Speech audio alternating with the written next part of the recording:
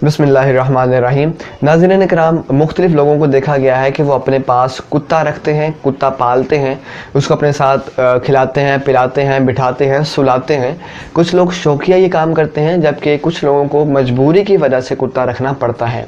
तो इस्लाम में कुत्ता पालने का क्या शरई हुक्म है, किन सूरतों में इसकी इजाज़त है और किन सूरतों में ममानत है, इसी पर हम बात करेंगे। तो देखिए, दो ही सूरतों में कुत्ता पाला जा सकता है। एक सूरत तो यह है कि इंसान शौकिया तौर पर शौक़ पूरा करने के लिए फ़ैशन के तौर पर कुत्ता पाले, घर में कुत्ता रखे।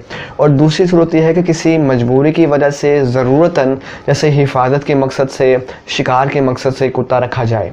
अगर तो सिर्फ़ शौकिया तौर पर कुत्ता पाला जाए, घर में कुत्ता रखा जाए, तो याद रहे इसकी कोई भी इजाज़त मौजूद नहीं है और अहादीस करीमा में सख्त वईद के साथ इससे रोका गया है। हुज़ूर मुकर्रम अलैहिस्सलाम इरशाद फरमाते हैं, इब्न माजा की हदीस नंबर 3650 है।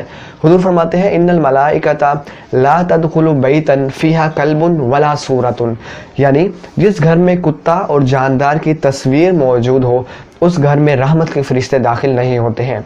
इसी तरह एक दूसरी हदीस पाक का मफ़हूम है, आप फरमाते हैं कि जिस घर में कुत्ता मौजूद हो तो रोज़ाना उसके नामाए अमाल में से 2 की रात, यानी एक मखसूस मिक़दार में नेकियां कम कर दी जाएंगी।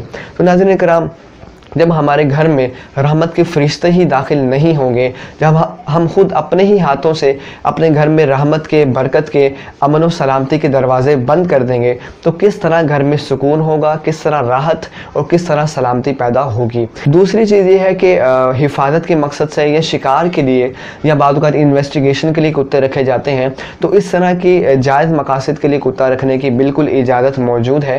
लेकिन इसमें भी कोशिश ये की जाए कि अगर घर है तो घर से किसी बाहर इहाते में उसको बांधा जाए। लेकिन बहरहाल फिर भी अगर रखा जाएगा कुत्ता तो इसकी इजाज़त है, और उम्मीद है कि इस सूरत में ये रहमत के फरिश्तों के दाखिले में भी रुकावट नहीं बनेगा। तो उम्मीद करता हूँ कि आपको कुत्ता पालने के हवाले से मालूमात हासिल हो चुकी होगी।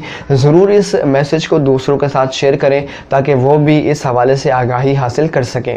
मुलाकात करते हैं एक नए टॉपिक के साथ नई क्लिप में। दुआ में याद रखिए, वमा तौफीक़ी इल्ला बिल्लाह।